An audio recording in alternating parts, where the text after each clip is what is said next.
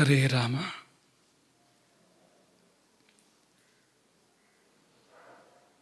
ಯತ್ರೈವ ಯತ್ರೈವ ಮನೋಮದೀಯಂ ತತ್ರೈವ ತತ್ರೈವ ತವ ಸ್ವರೂಪಂ. ಯತ್ರೈವ ಯತ್ರೈವ ಶಿರೋ ಮದೀಯಂ ತತ್ರೈವ ತತ್ರೈವ ಪದದ್ವಯಂ ತೇ. ಅನ್ನಪೂರ್ಣೆ ಸದಾ ಪೂರ್ಣೆ ಶಂಕರ ಪ್ರಾಣವಲ್ಲಭೆ ಜ್ಞಾನ ವೈರಾಗ್ಯ ಸಿದ್ಧ್ಯರ್ಥಂ ಭಿಕ್ಷಾಂ ದೇಹಿ ಚ ಪಾರ್ವತಿ.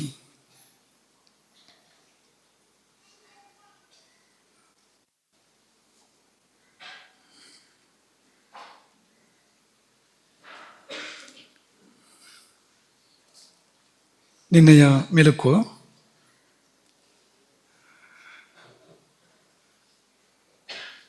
ಬ್ರಹ್ಮಚರ್ಯವನ್ನು ಯಾವುದಕ್ಕಾಗಿ ಆಚರಿಸ್ತಾರೆ? ಉಪನಿಷತ್ತಿನ ಪ್ರಕಾರ ಹೇಳ್ತೀರಾ? ಹೇಳಿ, ಜೋರಾಗಿ ಹೇಳಿ. ಅದಕ್ಕೋಸ್ಕರ ಬ್ರಹ್ಮಚರ್ಯವನ್ನು, ಹೌದು ಅಲ್ಲ ಅಂತಲ್ಲ, ಉಪನಿಷತ್ತಿನ ಆ ಸಾಲು ಹೇಳೋಕ್ಕಾಗತ್ತಾ ನಿಮಗೆ? ನಾನು ಹೇಳಿದ್ದು ಸುಮುಖ ಹೇಳು. ಸರಿ ಇದೆ. ಸರ್ವೇ ವೇದ ಯತ್ಪದ ಮಾಮನಂತಿ ತಪಾಂಸಿ ಸರ್ವಾಣಿ ಚ ಯದ್ವದಂತಿ ಯದಿಚ್ಛಂತೋ ಬ್ರಹ್ಮಚರ್ಯಂ ಚರಂತಿ. ಅದೇ ಸಾಲು. ಯದಿಚ್ಛಂತೋ ಬ್ರಹ್ಮಚರ್ಯಂ ಚರಂತಿ. ಬ್ರಹ್ಮಚರ್ಯ ಇಷ್ಟೆಲ್ಲ ಬರಡು ಕಠಿಣ ಅಂತ ಅನಿಸುತ್ತೆ ಲೌಕಿಕ ದೃಷ್ಟಿಯಿಂದ ನೋಡಿದಾಗ. ಅದನ್ನು ತಿಳಿದೇ ಇರುವ ದೃಷ್ಟಿಯಿಂದ ನೋಡಿದಾಗ ಎಷ್ಟೆಲ್ಲ ಕ್ಲೇಶಗಳಪ್ಪ ಈ ಬ್ರಹ್ಮಚರ್ಯ ಅಂದರೆ. ಚಪ್ಪಲಿ ಹಾಕೋ ಹಾಗಿಲ್ಲ, ಕೊಡೆ ಹಿಡಿಯೋ ಹಾಗಿಲ್ಲ, ಕನ್ನಡಿ ನೋಡೋ ಹಾಗಿಲ್ಲ. ಏನಪ್ಪ ಇದು ಅಂತ ಅನ್ಸುತ್ತೆ. ಆದರೆ ಯಾಕೆ ಅಷ್ಟು ಕಷ್ಟಪಡ್ತಾರೆ ಅಂದರೆ ಅಷ್ಟು ಸುಖ ಇದೆ ಅಂತ, ಮಹಾ ಸುಖ ಇದೆ. ಅದಕ್ಕೋಸ್ಕರವಾಗಿ ಬ್ರಹ್ಮಚರ್ಯನ ಆಚರಣೆ ಮಾಡ್ತಾರೆ. ಈ ಯಾವುದಕ್ಕಾಗಿ ಅನ್ನೋದಕ್ಕೆ ಒಂದು ಅಕ್ಷರದ ಉತ್ತರ ಕೊಟ್ಟಿದೆ. ಏಕಾಕ್ಷರಂ ಬ್ರಹ್ಮ. ಯಾವುದದು? ಓಂ. ಯಾವುದಕ್ಕಾಗಿ ಬ್ರಹ್ಮಚರ್ಯವನ್ನು ಆಚರಿಸ್ತಾರೆ ಅಂದರೆ ಓಂ. ಅದಕ್ಕಾಗಿ ಯದಿಚ್ಛಂತೋ ಬ್ರಹ್ಮಚರ್ಯಂ ಚರಂತಿ ತತ್ತೇ ಪದಂ ಸಂಗ್ರಹೇಣ ಬ್ರವೀಮಿ ಓಂ ಇತ್ಯೇತತ್. ಓಂ ಎಂಬುದಾಗಿ ಅದು. ಓಂ ಅಂದರೆ ಪರಮಾತ್ಮ ಅಲ್ವಾ? ತಸ್ಯ ವಾಚಕ ಪ್ರಣವ ಯೋಗಸೂತ್ರ. ಭಗವಂತನ ಹೆಸರು ಏನಪ್ಪ ಅಂದರೆ ಮೊದಲನೇ ಹೆಸರು ಇದು ಓಂ. ಮತ್ತೆ ಸಹಸ್ರನಾಮಗಳಿದೆ, ದಶಸಹಸ್ರನಾಮಗಳಿದೆ, ಲಕ್ಷ ಕೋಟಿ ನಾಮಗಳಿದೆ. ಎಲ್ಲ ನಾಮವೂ ಅದೇ, ಅವನದ್ದೇ. ಎಲ್ಲ ಶಬ್ದಗಳು ಅಂತಿಮವಾಗಿ ಅವನನ್ನೇ ಹೇಳ್ತವೆ. ಪರಿವಸಾನಗತಿಯ ಪ್ರತಿಯೊಂದು ಶಬ್ದಕ್ಕೂ ಪರಮಾತ್ಮನೇ ಅರ್ಥ. ಯಾಕೆಂದರೆ ಎಲ್ಲವೂ ಪರಮಾತ್ಮನೇ, ಅದಲ್ಲದೆ ಇರೋದು ಯಾವುದೂ ಇಲ್ಲ.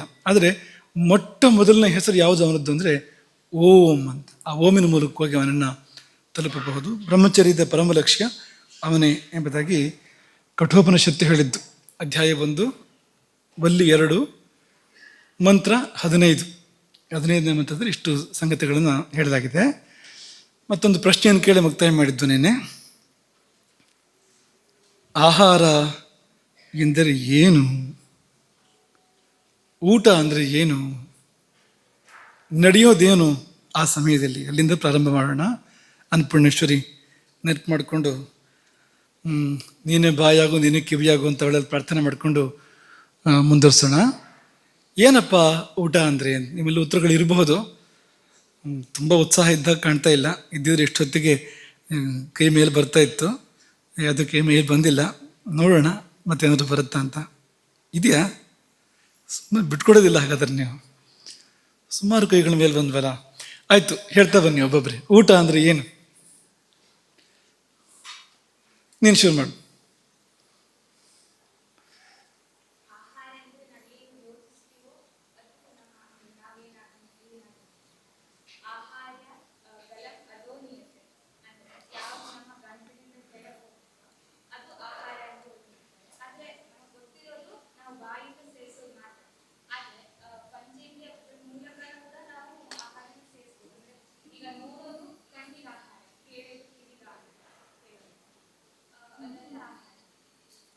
ಚೆನ್ನಾಗಿ ಹೇಳಿದೆ.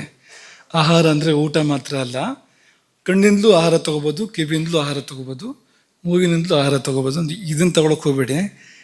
ಈ ಮಧ್ಯಾಹ್ನ ಊಟ ಮಾಡೋದನ್ನ ಬಾಯಲ್ಲೇ ಮಾಡಬೇಕು, ಅದು ಬೇರೆ ವಿಷಯ. ಅದು ರೂಪ ಕಣ್ಣಿಗೆ ಆಹಾರ, ಕಣ್ಣಿನ ಮೂಲಕ ಆಹಾರ. ಕಣ್ಣಿಗೆ ಆಹಾರ ಅನ್ನೋದಕ್ಕಿಂತ ಮನಸ್ಸಿಗೆ, ಜೀವಕ್ಕೆ ಆಹಾರ ಅದು ಇಂದ್ರಿಯಗಳ ಮೂಲಕ ಅಂತ. ಮತ್ತೆ ಯಾರು ಹೇಳ್ತೀರಿ? ಹೇಳು.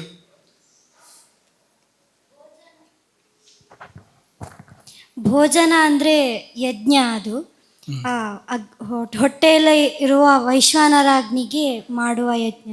ಒಳ್ಳೆ ಉತ್ತರ, ಚೆನ್ನಾಗಿರೋ ಉತ್ತರ. ಅದು ಅಲ್ಲೇ ಕೊಡು, ಹಿಂದ್ಗಡೆ ಕೊಡು.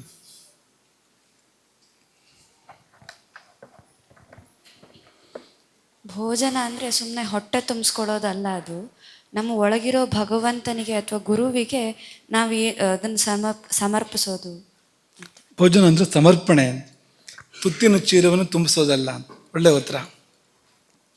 ಮತ್ತೆ ಯಾರು ಹೇಳ್ತೀರಿ? ಈ ಕಡೆ ಯಾರು? ಚಿಕ್ಕೋನಿ ಕೊಡು.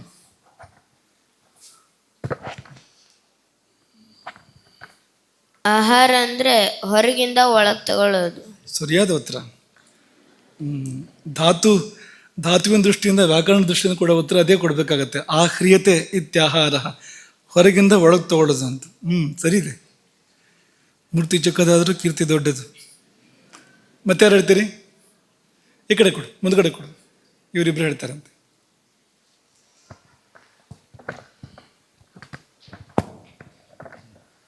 ಆಹಾರ ಅನ್ನೋದು ಒಂದು ಯಜ್ಞ. ಯಜ್ಞ ಅಂದೆ ಅಲ್ವಾ? ಆಹಾರ ಹೇಗಿರ್ಬೇಕಂದ್ರೆ ಯೋಗ ಭೋಗಕ್ಕೆ ಸರಿಯಾಗಿ ಹೊಂದಿರಬೇಕು. ಅದು ಹೊಂದಿರಲಿಲ್ಲ ಅಂದ್ರೆ ಅದು ಆಹಾರ ಅಲ್ಲ ಅಂತ ನಾವು ಪರಿಗಣಿಸ್ಬೇಕು. ಸರಿ, ಯೋಗಕ್ಕೂ ಭೋಗಕ್ಕೂ ಸಲ್ಲುವಂತೆ ಇರಬೇಕು. ಇದ್ರೆ ಆಹಾರ, ಇಲ್ಲಿದ್ರೆ ಸಂಹಾರ. ಆಹಾರ ಹೇಳಿದ್ರೆ ಒಂದು ಚೈತನ್ಯ. ಅದು ನಮಗೆ ಧಾನ್ಯದಲ್ಲಿ, ಕೆಲವು ಪ್ರಾಣಿಗಳಿಗೆ ಸಸ್ಯದಲ್ಲಿ, ಕೆಲವು ಹಾವುಗಳಿಗೆ ಗಾಳಿಯಲ್ಲಿ, ಅದು ಪ್ರಾಣ ಪಾನ ವ್ಯಾನ ಇದೆಲ್ಲದಕ್ಕೂ ಸೇರ್ಕೊಳ್ಳುವಂಥದ್ದು. ಆಗಲಿ, ಬೇರೆ ಥರದೊಂದು ವಿವರಣೆ ಗಮನಿಸೋಣ. ಈಗ ಇದೆಲ್ಲಕ್ಕಿಂತ ಬೇರೆ ಥರದೊಂದು ವಿವರಣೆ ಗಮನಿಸೋಣ. ನಮಗೇನು ಅನಿಸುತ್ತೆ ನೋಡಿ, ಸರಿ ಅನ್ಸುತ್ತಾ ಇಲ್ವಾ ನೋಡಿ. ಭೋಜನವೆಂದರೆ ಅದ್ವೈತ ಸಾಧನೆ. ಏನು ಹೇಳಿ? ಅದ್ವೈತ ಸಾಧನೆ. ಏನಪ್ಪ ವೇದಾಂತದ ವಿಷಯ ಯಾಕೆ ಬಂತು ಇಲ್ಲಿ? ಊಟದಲ್ಲಿ ಅದು ಕೂಡ ವೇದಾಂತ ಇಲ್ಲಿ ಹೇಗೆ ಸಲ್ಲತ್ತೆ ಅಂತಂದರೆ, ಸಮಾಧಾನವಾಗಿ ಆಲೋಚನೆ ಮಾಡಬೇಕು. ಊಟ ಮಾಡೋಕ್ಕಿಂತ ಮುಂಚಿನ ಸ್ಥಿತಿ, ಊಟವಾದ ನಂತರದ ಸ್ಥಿತಿ, ಕೆಲವು ದಿನಗಳು ಕಳೆದ ಮೇಲಿನ ಸ್ಥಿತಿ ಆಲೋಚನೆ ಮಾಡಬೇಕು ನಾವು. ಈಗ ಪುಟ್ಟತಮ್ಮ ಹೇಳಿದ ಹಾಗೆ ಆಹಾರ ಅಂತಂದರೆ ಹೊರಗಿನ ವಸ್ತುವನ್ನು ಒಳಗೆ ತೆಗೆದುಕೊಳ್ಳುವಂಥದ್ದು ಅಲ್ವಾ? ಈಗ ತಟ್ಟೆಯಲ್ಲಿ ಹೊರಗಡೆಗಿತ್ತು ಅಥವಾ ಎಲೆಯಲ್ಲಿ ಹೊರಗಡೆಗಿತ್ತು, ಅದು ನಮ್ಮಿಂದ ಹೊರಗಡೆಗೆ ಬೇರೆಯಾಗಿ ಪ್ರತ್ಯೇಕವಾಗಿತ್ತು. ಅದನ್ನು ನಾವು ತುತ್ತಿನ ಮೂಲಕ ಬಾಯೊಳಗಿಟ್ಟು ಒಳಗೆ ತಗೊಳುತ್ತೆ. ತಗೊಂಡ್ಮೇಲೆ ಏನಾಗುತ್ತೆ ಆಲೋಚನೆ ಮಾಡಿ. ತಗೊಂಡ್ಮೇಲೆ ತಗೊಂಡ ಆಹಾರ ಏನಾಗತ್ತೆ ಅಂದರೆ ಅದ್ವೈತ ಆಗತ್ತೆ, ನಮ್ಮೊಳಗೆ ಒಂದಾಗತ್ತೆ. ನಮ್ಮ ರಸ ರಕ್ತ ಮಾಂಸ ಅಸ್ಥಿ ಮೇಧಸ್ಸು ಮಜ್ಜೆ ಚರ್ಮ ಇದೆಲ್ಲ ಆಗಿ ನಾವೇ ಆಗತ್ತೆ. ಅದೇ ಅದ್ವೈತ ಅಂತ. ಮೊದಲೇನಿತ್ತು? ದ್ವೈತ ಇತ್ತು ಅಲ್ವಾ? ಎದುರುಗಡೆಗಿದೆ ಕೇಸರಿಬಾತ್ ಅಂತ ಅಂದ್ಕೊಳ್ಳಿ ಅಲ್ವಾ? ಸ್ವಲ್ಪ ದುಃಖ ಇದೆ, ಯಾಕೆಂದರೆ ನಮಗೂ ಕೇಸರಿಬಾತಿಗೂ ದೂರ ಇದೆ. ಕಾಣ್ತಾ ಇದೆ, ಪರಿಮಳ ಬರ್ತಾ ಇದೆ. ಕೇಸರಿಬಾತಿಗೆ ನಂಥ ಜೋರು ಪರಿಮಳ ಇರಲಿವನಲ್ವಾ? ಕೇಸರಿ ಸರಿಯಾಗಿ ಹಾಕಿದರೆ ಬರ್ಬೋದು ಒಂಚೂರು. ಪರಿಮಳದ ಯಾವ್ದನ್ನಾದ್ರು ಯೋಚನೆ ಮಾಡಿ. ಎಲ್ಲ ಇದೆ, ಪರಿಮಳ ಬರ್ತಾ ಇದೆ, ಕಣ್ಣಿಗೆ ಕಾಣ್ತಾ ಇದೆ. ಆದರೆ ಒಂದು ದುಃಖ ಏನಂದರೆ ಅದು ನಮ್ಮಿಂದ ಬೇರೆ ಇದೆ, ದೂರ ಇದೆ ಅಂತ. ಆದರೆ ಯಾವಾಗ ನಾವು ತಗೊಳ್ತೇವೆ, ತಗೊಂಡಾಗ ಒಂದು ನಮ್ಮ ಒಳಗೆ ಬಂತು, ಅಂತರ್ಯಾಮಿ ಆಯ್ತು ಅದು ಅಲ್ವಾ? ಪರಮಾತ್ಮನು ಅಂತರ್ಯಾಮಿಯೇ. ಅದು ಅಂತರ್ಯಾಮಿ ಆಯಿತು, ನಮ್ಮ ಒಳಗೆ ಬಂತು. ಆಮೇಲೆ ಏನಾಗುತ್ತೆ ಅಂದರೆ ದಿನಗಳು ಕಳೆದಂತೆ ಅದು ಕರಗಿ ನಮ್ಮಲ್ಲಿ ಪೂರ್ತಿ ಒಂದಾಗಿ ನಾವೇ ಆಗ್ಬಿಡತ್ತೆ. ಮೊದಲು ಸಂಪೂರ್ಣ ಭಿನ್ನ, ಅದು ಬೇರೆ ನಾವು ಬೇರೆ. ಅದನ್ನು ಹೇಗೆ ಗುರುತಿಸ್ಬೋದು ಅಂದರೆ, ಒಂದು ಸೂಜಿ ತೊಗೊಂಡು ಚುಚ್ಚಿ, ಈ ಊಟ ಮಾಡೋ ಅನ್ನಕ್ಕೆ ಅಥವಾ ಹಣ್ಣು ಮತ್ತೊಂದನ್ನು ಏನು ತಿಂತೀರಿ ನೀವು, ಸೂಜಿ ತೊಗೊಂಡು ಚುಚ್ಚಿ ಏನಾದರೂ ಆಗತ್ತಾ? ನಿಮಗೇನಾದ್ರು ಆಗುತ್ತಾ ಅಂತ ಚುಚ್ಚಿದ್ರೆ ಅಂತ ನಿಮಗೇನೂ ಆಗೋದಿಲ್ಲ. ಚುಚ್ಚಿ ಕೊಚ್ಚಿ ಮಾಡಿದ ಮೇಲೆ ಬರೋದು ನಿಮ್ಮ ಹತ್ರ ಅದು ಅಲ್ವಾ. ಕಗ್ಗದ ಕವಿ ಹೇಳ್ತಾರೆ, ತೋಯಿಸುತ್ತ ಬೇಯಿಸುತ್ತ ಹೆಚ್ಚುತ್ತ ಕೊಚ್ಚುತ್ತ ಕಾಯಿಸುತ್ತ ಕರಿಯುತ್ತ ಹುರಿಯುತ್ತ ಸುಡುತ್ತ. ಇದೆಲ್ಲ ಆಗಿದೆ ಪಾಪ ಅದಕ್ಕೆ. ಯಾವುದಕ್ಕೆ? ನಾವು ಮಾಡೋ ಊಟಕ್ಕೆ. ನಾವು ಊಟ ಮಾಡೋಕ್ಕಿಂತ ಮುಂಚೆ ಏನೆಲ್ಲ ಆಗಿದೆ ಅಂದರೆ, ತೋಯಿಸುತ್ತಾ ಕೆಲವನ್ನ ನೆನೆಸಿದ್ದಾರೆ ಅಲ್ವಾ. ನಾಳೆ ಇಡ್ಲಿ ಮಾಡಬೇಕು ಅಂದರೆ ಇವತ್ತು ನೆನೆಸಿಡಬೇಕು. ಅದಕ್ಕೆ ಬೇಕಾಗಿರ್ತಕ್ಕಂಥ ಅಕ್ಕಿಯನ್ನು ಉದ್ದನ್ನು ನೆನೆಸಿಡ್ಬೇಕಲ್ವಾ. ಹಾಗೆ ತೋಯಿಸುತ್ತಾ, ಹಾಗೆ ನಮ್ಮನ್ನು ನೆನೆಸಿಟ್ರೆ ಏನಾಗತ್ತೆ ನೋಡಿ, ಅದರ ಅವಸ್ಥೆ ನೋಡಿ ಅಂತ. ಬೇಯಿಸುತ್ತಾ, ಬೇಯಿಸ್ತೇವೆ ನಾವು ಅಲ್ವಾ. ಈಗ ಅಕ್ಕಿಯನ್ನು ಅನ್ನವಾಗಿ ಮಾಡ್ಬೇಕಾದ್ರೆ ಬೇಯಿಸ್ತೇವೆ. ಹೆಚ್ಚುತ್ತ ಕೊಚ್ಚುತ್ತ. ಹೆಚ್ಚೋದು ಕೊಚ್ಚೋದು ಅಂತ ಎರಡು, ಏನು ವ್ಯತ್ಯಾಸ ಹೇಳ್ತೀರಾ? ಹೆಚ್ಚೋದು ಅಂದ್ರೇನು, ಕೊಚ್ಚೋದು ಅಂದ್ರೇನು? ಕೊಚ್ಚೋದಂದ್ರೆ ಅದು ಸಣ್ಣ ಸಣ್ಣ ಕೊಚ್ಚಿದ್ದಾರೆ, ಕೊಚ್ಚಬೇಕಾದ್ರೂ ಕೂಡ ಅಂಥವ್ರು ಇದ್ದಾರೆ. ಹೀಗೆ ಅಂದ್ಕೊಳ್ಳಿಬೇಕಾರೆ ಏನು ಅಂದರೆ, ಹೀಗೆ ಮಾಡಿದರೆ ಕೊಚ್ಚೋದದು, ಹೀಗೆ ಇಳಿಗೆ ಮಣ್ಣಲ್ಲಿ ಹೀಗೆ ಮಾಡ್ತೇವಲ್ಲ ಅದು ಹೆಚ್ಚೋದದು ಅಂತ. ಹೆಚ್ಚುವುದು ಮತ್ತು ಕೊಚ್ಚುವುದು ಅಂತ. ಹಾಗಾಗಿ ಹೆಚ್ಚುತ್ತಾ ಕೊಚ್ಚುತ್ತಾ ತರಕಾರಿ ಹಣ್ಣು ಎಲ್ಲ ಇದ್ದರೆ ಅದಕ್ಕೆ ಈ ಪರಿಸ್ಥಿತಿ ಬರುತ್ತೆ, ಹೆಚ್ಚುತ್ತಾ ಕೊಚ್ಚುತ್ತಾ ಅಂತ. ಕಾಯಿಸುತ್ತಾ, ಕೆಲವನ್ನ ಬೇಯಿಸೋದಿಲ್ಲ, ಅದು ಕಾಯಿಸ್ತೇವೆ ಅಲ್ವಾ. ತುಪ್ಪವನ್ನು ಕಾಯಿಸ್ಬೇಕು. ನಾವು ಸ್ವೀಕಾರ ಮಾಡೋದಕ್ಕಿಂತ ಮುಂಚೆ ತುಪ್ಪವನ್ನು ಕರಗಿಸ್ಬೇಕು, ಕಾಯಿಸ್ಬೇಕು. ಅದು ಕರಗದೇ ಇರ್ತಕ್ಕಂಥ ತುಪ್ಪವನ್ನು ಸೇವಿಸಬಾರ್ದು. ಕಾಯಿಸುತ್ತಾ ಕರಿಯುತ್ತಾ, ಇದು ಎಲ್ಲರಿಗೂ ಗೊತ್ತಿದೆ. ಕರಿಯುತ್ತಾ ಅಂದರೆ ಇದೇ ಮುಖ್ಯವಾದ ಆಹಾರ ಅಲ್ವಾ. ಯಾವುದನ್ನು ಕರಿದು ತಿಂತೇವೆ ನಾವು, ಅದು ನಮ್ಮನ್ನು ಕರೀತದೆ. ಆಮೇಲೆ ಅದು ಈಗ ಸದ್ಯಕ್ಕಂತೂ ನಮಗೆ ಭಾಳ ರುಚಿ ರುಚಿ ಬಾಯಿಗೆಲ್ಲ ಪರಿಮಳ. ಹಾಗೆ ಕರಿಯುತ್ತಾ ಹುರಿಯುತ್ತಾ. ಏನು ಕರಿಯುತ್ತಾ ಹುರಿಯುತ್ತಾ ವ್ಯತ್ಯಾಸ?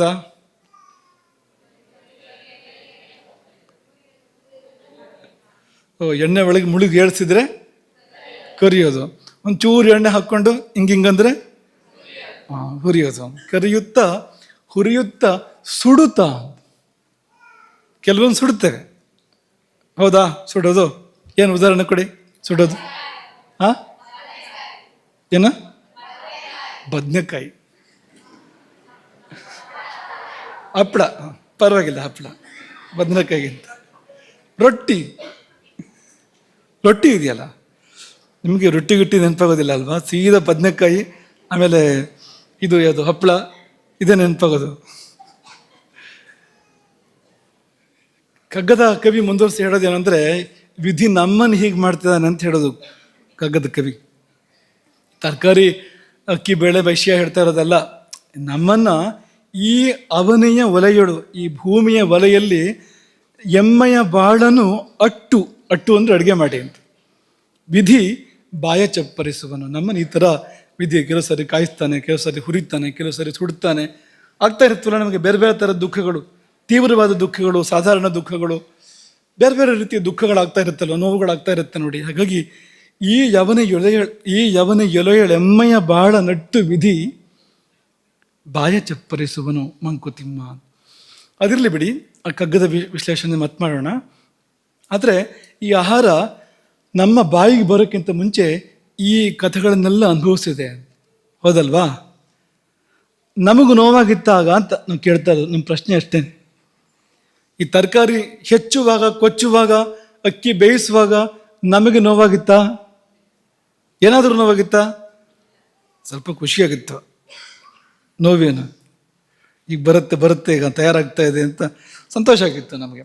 ನೋವೇನೂ ಆಗಿರಲಿಲ್ಲ. ಆದರೆ ಅದೇ ಅಕ್ಕಿ ಬೇಳೆ ಅಥವಾ ಹಣ್ಣು ಹಂಪಲು ಆಹಾರ ಪದಾರ್ಥ ನಮ್ಮೊಳಗೆ ಹೋಗಿ ನಮ್ಮಲ್ಲಿ ಒಂದಾದ ಮೇಲೆ, ಅದು ನಮ್ಮ ರಸರಕ್ತ ಚರ್ಮ ಮಾಂಸ ಆದ ಮೇಲೆ ಆವಾಗ ಚುಚ್ಚಿದರೆ, ಕೊಚ್ಚಿದರೆ, ಬೇಯಿಸಿದರೆ ಏನಾಗುತ್ತೆ ಆಗ? ಯಾಕೆ ಹಾಗೆ ಅಂದರೆ ಅದ್ವೈತ ಆಗಿದೆ. ನಮ್ಮೊಳಗೆ ಸೇರಿ ಎಷ್ಟರ ಮಟ್ಟಿಗೆ ನಮ್ಮಲ್ಲಿ ಬೆರೆತು ಒಂದಾಗಿದೆ ಅಂದರೆ ಅದು ಬೇರೆ ಅಲ್ಲ, ನಾವು ಬೇರೆ ಅಲ್ಲ. ಅದಕ್ಕೆ ಏನು ಮಾಡಿದರೂ ಪರಿಣಾಮ ನಮಗೆ ಆಗೋದು, ಅದೇ ಅದ್ವೈತ. ಹಾಗಾಗಿ ಊಟ ಅಂದರೆ ಅದ್ವೈತ ಸಾಧನೆ. ನಮ್ಮಿಂದ ಬೇರೆಯಾದ ಹೊರಗಿರುವ ವಸ್ತುಗಳು ನಮ್ಮೊಳಗೆ ಬಂದು ನಮ್ಮಲ್ಲಿ ಕರಗಿ ಒಂದಾಗಿ ನಾವೇ ಆಗಿಬಿಡೋದು, ಪ್ರತ್ಯೇಕತೆಯನ್ನು ಕಳ್ಕೊಳ್ಳೋದು.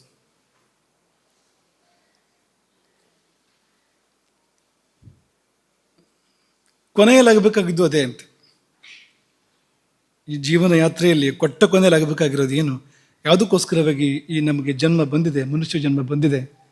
ಏನು ಮನುಷ್ಯ ಜನ್ಮದ ಪರಮ ಲಕ್ಷ್ಯ ಅಂದರೆ ಅದ್ವೈತವೇ ಅಂತ. ದೇವರ ಜೊತೆಗೆ, ಪರಮಾತ್ಮನ ಜೊತೆಗೆ ಅದ್ವೈತ. ಅದು ಕೊಟ್ಟ ಕೊನೆಯಲ್ಲಾಗಬೇಕಾಗಿರುವಂಥದ್ದು. ವೇದಾಂತ ಹೇಳ್ತಾ ಇರುವಂಥದ್ದು ನಾವು ಸಾಧನೆ ಮಾಡಿ ಪರಿಶುದ್ಧ ಮಾನಸರಾಗಿ ಕರ್ಮವನ್ನೆಲ್ಲ ಕಳ್ಕೊಂಡು ಹೋಗಿ ಪರಮಾತ್ಮನಲ್ಲಿ ಒಂದಾಗಬೇಕು. ಗಂಗೆ, ತುಂಗೆ, ಯಮುನೆ, ಕಪಿಲೆ, ಕಾವೇರಿ ಎಲ್ಲ ಹೋಗಿ ಸಮುದ್ರದಲ್ಲಿ ಒಂದಾಗುವ ಹಾಗೆ ಈ ಜೀವ ನದಿಯ ಗತಿ ಅದು ಹರಿದು ಹೋಗಿ ಹೋಗಿ ಹೋಗಿ ಪರಮಾತ್ಮ ಸಮುದ್ರದಲ್ಲಿ ಹೋಗಿ ಒಂದಾಗಬೇಕು. ಅದೇ ಜೀವನದ ಪರಮ ಲಕ್ಷ್ಯ ಮತ್ತು ಪರಮಾರ್ಥ. ಅದರ ಈ ನಿತ್ಯದ ಅಭ್ಯಾಸದಾಗಿದೆ ಊಟ ಅನ್ನೋದು. ಅಲ್ಲಿ ಕೊನೆಗೆ ಆಗಬೇಕಲ್ಲ ಅದ್ವೈತ. ಈಗ ನೀವು ನಾಟಕ ಪ್ರದರ್ಶನ ಮಾಡಬೇಕು, ವರ್ಧಂತಿ ದಿವಸ, ವಾರ್ಷಿಕೋತ್ಸವ ದಿವಸ ನಾಟಕ ಪ್ರದರ್ಶನ ಮಾಡಬೇಕು ಅಂದರೆ ಮೊದಲೇನು ಮಾಡ್ತೀರಿ? ಅದಕ್ಕಿಂತ ಮುಂಚೆ ಏನು ಮಾಡ್ತೀರಿ ಹೇಳಿ?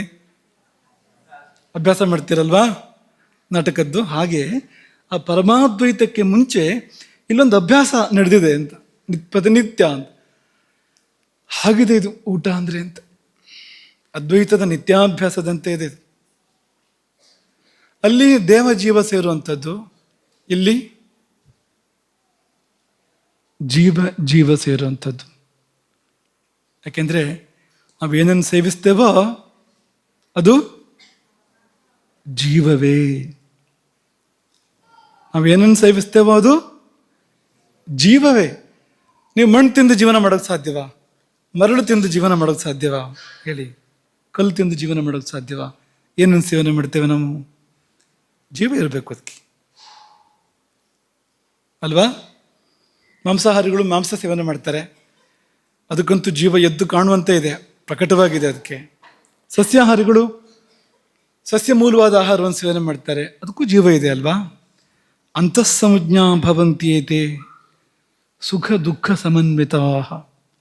ಅದಕ್ಕೂ ಸುಖ ಇದೆ, ದುಃಖ ಇದೆ, ಅದಕ್ಕೂ ಸಂಜ್ಞೆ ಇದೆ, ಒಳಗೊಳಗೆ ಇದೆ. ಪ್ರಾಣಿಗಳಷ್ಟು ಪ್ರಕಟ ಅಲ್ಲ, ಮನುಷ್ಯನಷ್ಟು ಅತಿ ಪ್ರಕಟ ಅಲ್ಲ. ಆದರೆ ಗುಪ್ತವಾಗಿ ಸುಪ್ತವಾಗಿ ಅದಕ್ಕೂ ಸಂವೇದನೆಗಳಿದ್ದಾವೆ. ಹಾಗಾಗಿ ಒಂದು ಜೀವ ಮತ್ತೊಂದು ಜೀವವನ್ನೇ ಸೇವನೆ ಮಾಡುವಂಥದ್ದು. ಅದು ಯಾವ ಜೀವವಾದರೂ ಕೂಡ ಜೀವವನ್ನೇ ಸೇವನೆ ಮಾಡುವಂಥದ್ದು. ಹಾಗಾಗಿ ಇದು ಒಂದು ಬಗೆಯಲ್ಲಿ ಜೀವಾದ್ವೈತ. ದೇವಾದ್ವೈತಕ್ಕೆ ಪೀಠಿಕೆಯಾದ ಜೀವಾದ್ವೈತ ಅಂತ ಹೇಳ್ಬೋದು. ಎಲ್ಲಿ ಅದ್ವೈತ ಇದೆಯೋ ಅಲ್ಲಿ ಆನಂದ ಇದೆ. ಇದು ಸಾಮಾನ್ಯ ನಿಯಮ. ಅದ್ವೈತ ಇದೆ ಅಂದರೆ ಆನಂದ ಇದ್ದೇ ಇದೆ ಅಲ್ವಾ? ಮಗು ಓಡೋಡಿ ಬರುತ್ತೆ, ತಾಯಿ ಎತ್ತಿ ತಬ್ಕೋತಾಳೆ ಅದನ್ನು. ಒಂದು ಅದ್ವೈತ ಇದೆ ಅಲ್ಲೊಂದು. ಎರಡೂ ಕೂಡ ಆನಂದ ಇದೆ, ತಾಯಿಯ ಮಗು ಎರಡೂ ಕೂಡ ಆನಂದ ಇದೆ. ಎಲ್ಲೆಲ್ಲಿ ಅದ್ವೈತ ಇದೆಯೋ ಅಲ್ಲೆಲ್ಲ ಆನಂದ ಇದೆ. ಇದನ್ನೇ ಉದಾಹರಣೆ ಕೊಡ್ಬೋದು. ಹೊರಗಿರುವ ಚಕ್ಕುಲಿ ಒಳಗೆ ಬಂದಾಗ ಏನಾಗತ್ತೆ ಹೇಳಿ? ದುಃಖ ಆಗತ್ತಾ? ರುಚಿಯಾದ ಆಹಾರವನ್ನು ಸೇವನೆ ಮಾಡುವಾಗ ಏನಾಗುತ್ತೆ? ಆನಂದ ಆಗುತ್ತೋ ಇಲ್ವೋ? ಯಾಕೆ ನೀವು ಇರೋದನ್ನ ಒಪ್ಕೊಳ್ಳೋಕೆ ಯಾಕೆ ನೀವು ಸಂಕೋಚ ಮಾಡ್ತೀರಿ? ಸಂತೋಷ ಆಗೋದಿಲ್ವಾ? ಒಳ್ಳೆ ಊಟ ಮಾಡಬೇಕಾದ ಸಂತೋಷ ಆಗೋದಿಲ್ವಾ? ಅದು ಅದ್ವೈತದ ಜೊತೆಗೆ ಆನಂದ ಇರಲೇಬೇಕು. ಒಂದು ಅದ್ವೈತ ಏರ್ಪಡ್ತಾ ಇರೋದ್ರಿಂದ ಅಲ್ಲೊಂದು ಆನಂದವೂ ಕೂಡ ಏರ್ಪಡ್ತಾ ಇದೆ. ಇದೇ ಹೀಗಿದೆ. ಈ ಸಣ್ಣ ಅದ್ವೈತಕ್ಕೆ ಇಂಥದ್ದೊಂದು ಆನಂದದ ಅನುಭವ ಆಗಬೇಕು ಅಂದರೆ ಆ ದೊಡ್ಡ ಅದ್ವೈತ ಪರಮಾದ್ವೈತ ಏರ್ಪಟ್ಟಾಗ ಎಂಥ ಆನಂದ ಆಗ್ಬೋದು ಅಂತ ಊಹೆ ಮಾಡ್ಬೋದು ನಾವು. ಅಂಥ ಅದ್ಭುತ ಆನಂದ ಆಗ್ಬೋದು. ಯಾಕೆ ಇದನ್ನೆಲ್ಲ ತರ್ತೀರಿ ಅಂತ ನೀವು ಕೇಳ್ಬೋದು. ನೀವು ಊಟದ ಪಾಠ ಮಾಡ್ತೀನಿ ಅಂತೇಳಿ ವೇದಾಂತ ಶುರು ಮಾಡ್ಕೊಂಡ್ರಲ್ಲ, ಇದೆಲ್ಲ ಯಾಕೆ ಹೇಳ್ತೀರಿ ಅಂದರೆ ಕಾರಣ ಇದೆ. ಏನು ಕಾರಣ ಅಂದರೆ, ಈಗ ನಾವು ಉಂಡ ಆಹಾರ ಅದ್ವೈತ ಆದರೆ ಆನಂದ, ಸ್ಥಿರ ಆನಂದ. ಒಂದು ವೇಳೆ ಅದ್ವೈತ ಆಗದೇ ಇದ್ದರೆ, ಈ ಆಹಾರ ಇದೆಯಲ್ಲ ನಮ್ಮ ಒಳಗೆ ಹೋಗಿ ನಮ್ಮಲ್ಲಿ ಅದ್ವೈತ ಆಗದೇ ಇದ್ದರೆ ಅದೇ ನಮ್ಮ ಶತ್ರು, ಅದೇ ನಮ್ಮ ರೋಗ, ಅದೇ ನಮಗೆ ಮರಣ. ಸಾವಧಾನವಾಗಿ ಆಲೋಚನೆ ಮಾಡಬೇಕು ಇದನ್ನು. ನಾವು ಉಂಡ ಊಟದಲ್ಲಿ ಯಾವುದು ಅದ್ವೈತ ಆಗಲಿಲ್ವೋ, ನಮ್ಮೊಟ್ಟಿಗೆ ಯಾವುದು ಅದ್ವೈತ ಆಗಲಿಲ್ವೋ, ಬೇರೆ ಉಳಿತೋ, ನಮ್ಮ ಒಳಗೆ ಹೋದ ಮೇಲೆ ನಮ್ಮಲ್ಲಿ ಪೂರ್ತಿ ಒಂದು ಆಗಲಿಲ್ವೋ, ಅದೇ ನಮಗೆ ಶತ್ರು, ರೋಗ, ಮರಣ. ಒಪ್ತೀರಾ? ಯಾಕೆ? ಯಾಕೆ ಹೇಳಿ? ನೊಣ ವಜ್ರವನ್ನು ತಿನ್ನುತ್ತೆ, ವಜ್ರದ ಮಣಿಯನ್ನು ನುಂಗತ್ತೆ. ಒಂದು ನೊಣ ವಜ್ರದ ಮಣಿಯನ್ನು ನುಂಗುತ್ತೆ ಅಂತ ಅಂದ್ಕೊಳ್ಳಿ, ಅದು ಸಾಯುತ್ತೆ. ಯಾಕೆ?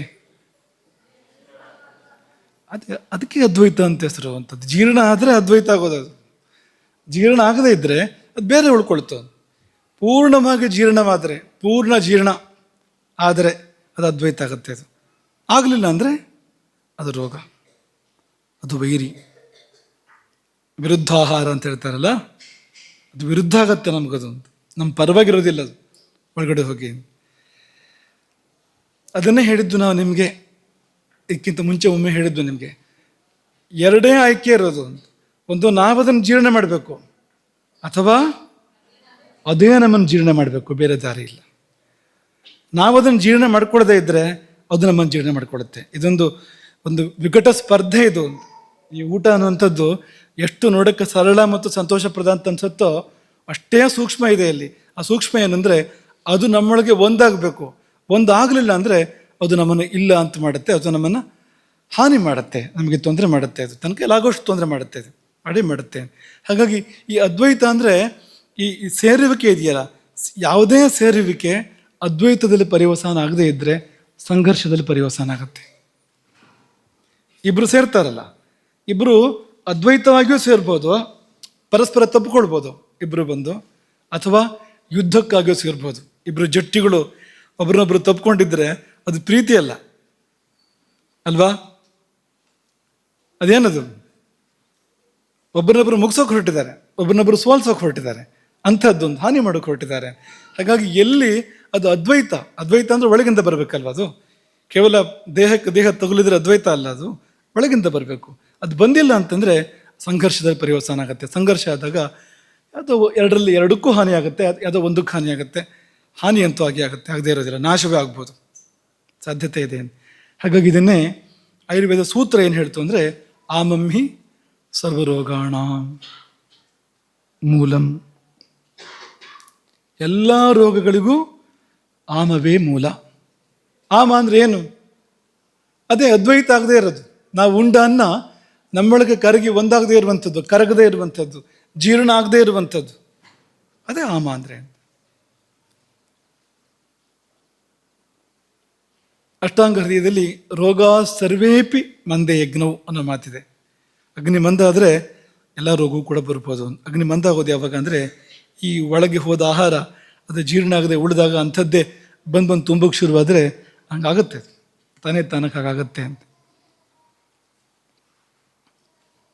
ಇನ್ನು ಮಾತಿದೆ, ನಿಮ್ಗೆ ಗೊತ್ತಿರ್ಬೋದಲ್ವಾ, ಅಜೀರ್ಣೇ ಭೋಜನಂ ವಿಷಂ, ಚಾಣಕ್ಯ ನೀತಿ ಅದು.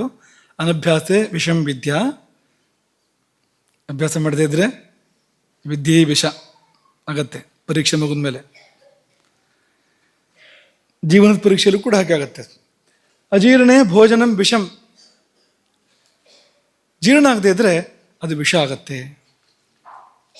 ವಿಷ ಅಂತ ಯಾವುದಕ್ಕೂ ನೀವು ಹೆಸರು ಹಾಕಬೇಕು ಅಂತಿಲ್ಲ. ಜೀರ್ಣ ಆಗದೆ ಇದ್ರೆ ಆಹಾರವೇ ವಿಷ. ಚರಕರು ಹಾಗೆ ಹೇಳ್ತಾರೆ, ಜೀರ್ಣೇ ಅಶ್ನೀಯಾತ್, ಎಲ್ಲ ಜೀರ್ಣವಾಗಲಿ ಬಿಡು, ಆಮೇಲೆ ಮತ್ತೆ ಊಟ ಮಾಡು, ಜೀರ್ಣವಾಗಕ್ಕಿಂತ ಮುಂಚೆ ಊಟ ಮಾಡಿಬಿಡ. ಅಜೀರ್ಣೇ ಹಿ ಭುಂಜಾನಸ್ಯ, ಜೀರ್ಣವಾಗಕ್ಕಿಂತ ಮುಂಚೆನೇ ಊಟ ಮಾಡ್ತಾನೆ ಅಂತಾದರೆ ಅಭ್ಯವಹೃತಂ ಆಹಾರ ಜಾತಂ ಪೂರ್ವಸ್ಯ ಆಹಾರಸ್ಯ ರಸಂ ಅಪರಿಣಿತಂ ಉತ್ತರೇಣ ಆಹಾರ ರಸೇನ ವಿಪಸೃಜತ್ ಸರ್ವಾನ್ ದೋಷಾನ್ ಪ್ರಕೋಪಯತ್ಯಾಶು. ಜೀರ್ಣ ಆಗದೆ ಅದರ ಪ್ರಕ್ರಿಯೆ ಇದೆ, ಮತ್ತು ಮುಂದಕ್ಕೆ ನೋಡೋಣ ಅದನ್ನ. ಜೀರ್ಣ ಆಗದೆ ನೀನು ಹೊಸ ಆಹಾರ ತೊಗೊಂಡ್ರೆ ಹಳತು ಹೊಸತು ಜಗಳ ಆಗುತ್ತಲ್ವ, ಅದು ಅರ್ಧ ಜೀರ್ಣ ಆಗಿದೆ, ಕಾಲ್ವಾಸಿ ಜೀರ್ಣ ಆಗಿದೆ, ಮತ್ತು ಹೊಸದು ಬಂತು ಅದ್ರ ಮೇಲಿಂದ ಅಂತ ಆದಾಗ ಅದರ ಅವ್ಯವಸ್ಥೆಯ ಪರಿಣಾಮವಾಗಿ ಸರ್ವಾನ್ ದೋಷಾನ್ ಪ್ರಕೋಪಯತಿ, ಎಲ್ಲ ಕೋಪಗೊಳ್ಳುತ್ತೆ. ವಾತ ಪಿತ್ತ ಕಫ ಏನೇನಿದೆ ಎಲ್ಲವೂ ಪ್ರಕೋಪಿತ ಆಗುತ್ತೆ. ಆಶು ತಡ ಇಲ್ಲ, ತುಂಬ ಬೇಗ ಆಗುತ್ತೆ. ಅದು ಸಾಯಮಾಶಿ ತ್ವಜೀರ್ಣಿಯುತು ಪ್ರಾತರ್ಭುಕ್ತಂ ವಿಷೋಪಮಾಂ, ರಾತ್ರಿ ಊಟ ಜೀರ್ಣ ಆಗದೆ ಇದ್ದರೆ, ಅದಕ್ಕಿಂತ ಮುಂಚೆ ಬೆಳಗಿನ ಆಹಾರ ಸೇವನೆ ಮಾಡಿದರೆ ಅದು ವಿಷ ಆಗತ್ತೆ. ಭಾವಪ್ರಕಾಶ ಅದು. ಇದೆಲ್ಲ ಏನು ಅಂದರೆ ಒಂದೇ, ಇದು ಆ ಅದ್ವೈತವನ್ನು ಹೇಳ್ತಾ ಇರುವಂಥದ್ದು. ಅದಾಗದೇ ಇದ್ದರೆ ತೊಂದರೆ ಅನ್ನೋದನ್ನು ಹೇಳ್ತಾ ಇರೋದು. ಅದ್ಯತೆ ಅತ್ಯಜ ಭೂತಾನಿ ತಸ್ಮಾದನ್ನಂ ತದುಚ್ಯತೆ, ಒಂದು ನಮ್ಮಿಂದ ತಿನ್ನಲ್ಪಡುತ್ತೆ ಅಥವಾ ನಮ್ಮನ್ನೇ ತಿನ್ನತ್ತೆ. ಅನ್ನ ಶಬ್ದಕ್ಕೆ ಅರ್ಥವೇ ಅದು. ತಸ್ಮಾದನ್ನಂ ತದುಚ್ಯತೆ ವೇದ ಕೊಟ್ಟ ವಿವರಣೆ ಅದು, ಇದು ಶ್ರುತಿ ಇದು. ಅದ್ಯತೆ ಅತ್ಯಜ ಭೂತಾನಿ, ತಿನ್ನತ್ತೆ ಕೆಲವು ಸಾರಿ ತಿನ್ನಲ್ಪಡುತ್ತೆ, ಎರಡು ಸಾಧ್ಯತೆ ಇದೆ. ಅದೇ ಅನ್ನ ಅಂತಂದ್ರೆ ಏನು? ಹೀಗಂದ್ರೆ ಏನು ಅಂದರೆ ಅದು ನಮ್ಮಲ್ಲಿ ಒಂದಾಗಬೇಕು ಅಂದರೆ ಒಂದಾಗುವಷ್ಟು ಅವಕಾಶವನ್ನು ನಾವು ಕೊಡಬೇಕು. ಪದೇ ಪದೇ ತಿಂತಾ ಇರಬಾರ್ದು, ಅಗತ್ಯಕ್ಕಿಂತ ಜಾಸ್ತಿ ತಿನ್ನಬಾರ್ದು, ಅಥವಾ ತಿನ್ನಬಾರದಂತ ತಿನ್ನಬಾರ್ದು. ಈ ಶಿಸ್ತನ್ನೆಲ್ಲ ಪಾಲನೆ ಮಾಡಿದರೆ ಆಗ ಅಜೀರ್ಣ ಅನ್ನೋ ಪ್ರಶ್ನೆ ಉಳಿಯೋದಿಲ್ಲ. ದ್ವೈತ ಒಳಗೆ ಹೋದ್ಮೇಲೆ ಉಳಿಯೋದಿಲ್ಲ. ಹೊರಗಡೆ ದ್ವೈತ ಇದ್ದರೆ ಇರಲಿ ಪರವಾಗಿಲ್ಲ, ಒಳಗೆ ಹೋದ್ಮೇಲೆ ದ್ವೈತ ಇರಬಾರ್ದು, ಬೇರೆ ಆಗಬಾರ್ದು. ಅದು ಇರೋದಿಲ್ಲ. ಯಾವಾಗ ಅಂದರೆ ಅಷ್ಟು ಸಮಯ ಕೊಡಬೇಕು ಜೀರ್ಣ ಆಗೋದಕ್ಕೆ. ಮತ್ತು ತಿನ್ನೋ ಅಂಥದ್ದನ್ನು ತಿನ್ನಬೇಕು, ತಿನ್ನೋ ಪ್ರಮಾಣದಲ್ಲಿ ತಿನ್ನಬೇಕು. ಅತಿಯಾದರೆ ಅಮೃತವೂ ವಿಷ, ಇದೇ ಅರ್ಥ ಅದಕ್ಕೂ ಕೂಡ ಅಂತ. ಹಾಲೇ ಆದರೂ, ತುಪ್ಪವೇ ಆದರೂ, ಹಣ್ಣೇ ಆದರೂ, ಅಕ್ಕಿಯೇ ಆದರೂ, ಇದೆಲ್ಲ ಒಳ್ಳೆ ವಸ್ತುಗಳು. ಯಾವುದೇ ಆದರೂ ಕೂಡ ಅತಿ ಆದರೆ ಅಮೃತವೇ ಆಗಿದ್ರೂ ಕೂಡ ವಿಷ ಆಗುತ್ತೆ. ಅದು ಅಂತಂದರೆ ವಿಷ ಆಗೋದು ಹೀಗೆ, ಅದು ಬೇರೆ ನಿಂತಾಗ ಅಂತ. ಹಾಗಾಗಿ ಈ ಅದ್ವೈತ ಸಾಧನೆಯನ್ನು ಎಲ್ಲ ಜೀವಗಳು ಪ್ರತಿನಿತ್ಯ ಮಾಡ್ತಾ ಇದ್ದಾವೆ. ಎಲ್ಲೆಲ್ಲಿ ತಪ್ಪುತ್ತಾವೋ ಅಲ್ಲಲ್ಲಿ ಅವು ಪೆಟ್ಟು ತಿಂತವೆ, ನಾಶವನ್ನೇ ಹೊಂದ್ತವೆ ಕೊನೆಗೆ. ಈಗ ಪ್ರಶ್ನೆ ಬರ್ಬೋದು, ಇದೇನು ಅಂದರೆ ಜೀವೋ ಜೀವಸ್ಯ ಜೀವನಂ ಅಂದ್ರಿ, ಜೀವೋ ಜೀವಸ್ಯ ಭೋಜನಂ ಅಂತಂದ್ರಿ. ಸಸ್ಯವನ್ನಾಗಲಿ ಪ್ರಾಣಿಯನ್ನಾಗಲಿ ಒಂದು ಜೀವ ಮತ್ತೊಂದು ಜೀವನ ತಿಂದೇ ಬದುಕಬೇಕು ಅಂದರೆ ಇದು ಸೃಷ್ಟಿ ನಿಯಮ ಅಂತ ಹೇಳಿದ್ರಿ. ಯಾಕೆ ಹೇಗೆ ಅಂದರೆ ಒಂದಾಗಬೇಕಾದ್ರೆ ಸಾಧರ್ಮ್ಯ ಬೇಕು, ಸಮಾನತೆ ಬೇಕು. ಈಗ ಜೀವಕ್ಕೆ ಜೀವ ಸಾಧರ್ಮ್ಯ, ಅದು ಜಡ ಸಮಾನತೆ ಅಲ್ಲ, ಸಾಧರ್ಮ್ಯ ಅಲ್ಲ. ಒಂದು ಸಂವಾದ ಬರಬೇಕು ಅಂತಂದರೆ, ಒಂದಾಗಬೇಕು ಅಂದರೆ ಆ ಒಂದು ಸಾದೃಶ್ಯ ಸಾಧರ್ಮ್ಯ ಬೇಕಾಗತ್ತೆ. ಹಾಗಾಗಿ ಜೀವಕ್ಕೆ ಜೀವ ಒಂದಾಗೋದು ತುಂಬ ಸುಲಭ, ಜೀವ ಜಡ ಒಂದಾಗೋದು ಕಷ್ಟ ಯಾವಾಗಲೂ ಕೂಡ. ಹಾಗಾಗಿ ಜೀವಕ್ಕೆ ಜೀವವೇ ಆಹಾರವಾಗುವಂಥದ್ದು, ಜಡ ಅಲ್ಲ. ಆಗತ್ತೆ. ಈಗ ನೀವು ಕೇಳ್ಬೋದು, ಸಸ್ಯಗಳು ಅದು ಮಣ್ಣು ನೀರನ್ನು ತೊಗೊಂಡು ಬೆಳೀತವೆ ಅವು. ಅದು ಹೇಗೆ ಅಂದರೆ ಅಲ್ಲೂ ಜೀವ ಇದೆ, ಕಡಿಮೆ ಪ್ರಮಾಣದಲ್ಲಿ ಸುಪ್ತವಾಗಿದೆ ಅಲ್ಲಿ. ಈ ಮರಗಿಡದಲ್ಲೂ ಜೀವ ಸ್ವಲ್ಪ ಕಡಿಮೆ ಪ್ರಮಾಣದಲ್ಲಿ ಇರೋದ್ರಿಂದ ಅಂದರೆ ಸುಪ್ತವಾಗಿರೋದ್ರಿಂದ ಅದಕ್ಕೆ ಹೊಂದಾಣಿಕೆ ಆಗುತ್ತೆ, ಅದಕ್ಕಿಂತ ಕಡಿಮೆ ಇದೆ ಅಲ್ಲಿ. ಈಗ ನಾವು ಅತ್ಯಧಿಕ ಜೀವದ ಅಭಿವ್ಯಕ್ತಿ ಇರೋಂಥವ್ರು ಮನುಷ್ಯರು, ಕಡಿಮೆ ಇರೋಂಥವ್ರನ್ನೆಲ್ಲ ಇರೋಂಥದ್ದನ್ನೆಲ್ಲ ತಿಂತೇವೆ ನಾವು. ಹಾಗೆ ಮುಂದಕ್ಕೂ ಕೂಡ ಹಾಗೆ ಆಗ್ತಾ ಹೋಗುತ್ತೆ ಅದು ಅಂತ. ಹಾಗೆ ಸಸ್ಯಗಳು ತಮಗಿಂತ ಕಡಿಮೆ ಅಭಿವ್ಯಕ್ತಿ ಇದೆ, ಆದರೆ ಜೀವ ಸಂಚಾರ ಅಲ್ಲೂ ಕೂಡ ಇದೆ. ಈ ಸೃಷ್ಟಿಯ ಪ್ರತಿಯೊಂದು ಕಲ್ಲು ಮಣ್ಣು ಏನೇ ಇರಲಿ, ನೀರು ಗಾಳಿ, ಪ್ರತಿಯೊಂದರಲ್ಲಿ ಕೂಡ ಜೀವ ಇದ್ದೇ ಇದೆ. ಜೀವ ಇಲ್ಲದೆ ಇರೋದು ಯಾವುದೂ ಇಲ್ಲ. ಸುಪ್ತವಾಗಿರ್ಬೋದು, ಗುಪ್ತವಾಗಿರ್ಬೋದು, ಪ್ರಕಟವಾಗ್ಬೋದು, ಅಷ್ಟೇ ವ್ಯತ್ಯಾಸ. ಇರೋದಂತೂ ಇದ್ದೇ ಇದೆ ಅನ್ನೋದ್ರಲ್ಲಿ ಏನೂ ಸಂಶಯ ಇಲ್ಲ. ಅಂತಿಷ್ಟು ಹೇಳಿದಾಗ ಪ್ರಶ್ನೆ ಬರುತ್ತೆ, ಏನಪ್ಪ ಹಾಗಾದರೆ ಇದು ಭೋಜನವೇ ಹಿಂಸೆ ಅಲ್ವೇ? ಊಟನೇ ಬಿಡೋದು ಒಳ್ಳೆಯದು, ನಿರೀಶನ ಮಾಡಿ ಪ್ರಾಣತ್ಯಾಗ ಮಾಡೋದು ಅದೇ ಒಳ್ಳೆಯದು. ನಿತ್ಯ ಇಷ್ಟು ಜೀವಿಗಳಿಗೆ ಹಿಂಸೆ ಕೊಡೋದಕ್ಕಿಂತ ಸಾಯೋದೇ ಒಳ್ಳೆಯದಲ್ವಾ? ಆಹಾರ ಬಿಟ್ಟು ಎಷ್ಟು ಹಿಂಸೆ ಆಗುತ್ತೆ ಆಲೋಚನೆ ಮಾಡಿ ನೀವು.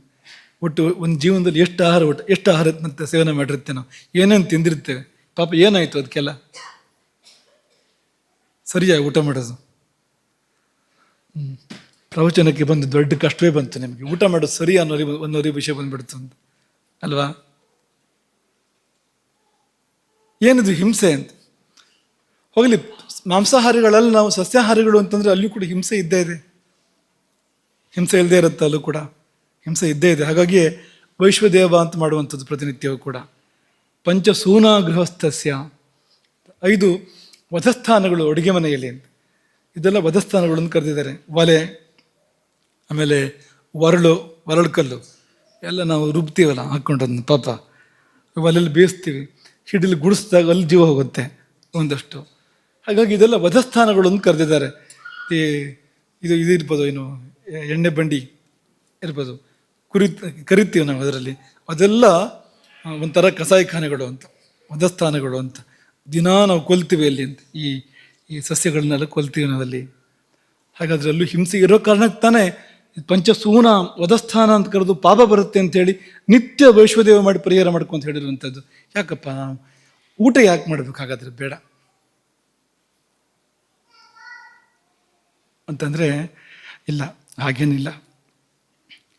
ನೀವು ಊಟ ಮಾಡಿ ಸನ್ಮಾರ್ಗದಲ್ಲಿ ಬದುಕಿದರೆ, ನೀವು ತಿಂದ ಅನ್ನವನ್ನು ಸದ್ವಿನಿಯೋಗ ಮಾಡೋದಾದರೆ, ನೀವು ಒಳ್ಳೆ ಕೆಲಸಗಳನ್ನು ಮಾಡೋದಾದರೆ, ಭಗವಂತನ ದಾರಿಯಲ್ಲಿ ಹೋಗೋದಾದರೆ ಆ ಪುಣ್ಯ ಆ ಜೀವಕ್ಕಿದೆ. ನಿತ್ಯ ನಿತ್ಯ ನೀವು ಎಷ್ಟೋ ಜೀವಗಳನ್ನು ಉದ್ಧಾರ ಮಾಡ್ಬೋದು, ಪ್ರತಿನಿತ್ಯವೂ ಕೂಡ. ಕೊಂದು ಪಾಪ ತಿಂದು ಪರಿಹಾರ ಅಂತ ಹೇಳ್ತಾರಲ್ಲ, ನೀವು ಊಟ ಮಾಡೋದ್ರ ಮೂಲಕವಾಗಿ ಆ ಜೀವಗಳನ್ನು ಉದ್ಧಾರ ಮಾಡ್ಬೋದು. ಈಗ ಒಂದು ಸಸ್ಯ ಅಂತ ತಗೊಳ್ಳಿ, ಈ ಸೃಷ್ಟಿ ಚಕ್ರದಲ್ಲಿ ತುಂಬ ಕೆಳಗಿದೆ ಅದು. ಅದು ಮೇಲ್ ಬರೋಕೆ ಇನ್ನು ಯಾವ ಕಾಲ ಬೇಕು, ಎಷ್ಟು ಕೋಟಿ ಜನ್ಮಗಳು ದಾಟಬೇಕು ಅದು ಇಲ್ಲಿವರೆಗೆ ಬರಬೇಕು ಅಂದರೆ. ಭಾಳ ಕಷ್ಟ ಇದೆ ಅಂದರೆ ಭಾಳ ಕಷ್ಟ ಇದೆ ಅದಕ್ಕೆ, ಆ ಜೀವಕ್ಕೆ. ಆದರೆ ಯಾರಾದ್ರೂ ಒಬ್ಬ ಒಳ್ಳೆ ಮನುಷ್ಯ ಅದನ್ನು ಸೇವನೆ ಮಾಡಿದರೆ, ಅವನು ಒಳ್ಳೆ ಮನಸ್ಸಿಟ್ಕೊಂಡು ಒಳ್ಳೆತನದಲ್ಲಿ ಜೀವನ ಮಾಡಿದರೆ ಅದಕ್ಕೆ ಒಳ್ಳೆಯದಾಗತ್ತೆ. ಆ ಜೀವಕ್ಕೆ, ಆ ಸಸ್ಯ ಏನಿದೆ ಅಥವಾ ಏನೇ ಆಗಲಿ, ಏನೇನು ಸೇವನೆ ಮಾಡಿರ್ತೇವೋ ಆ ಜೀವಕ್ಕೆ ಅತಿಶಯವಾದ ಶ್ರೇಯಸ್ಸಾಗುತ್ತೆ. ಅದು ತನ್ನ ಸ್ಥಿತಿಯಿಂದ ಎಷ್ಟೋ ಮೇಲಕ್ಕೆ ಬಂದುಬಿಡುತ್ತೆ.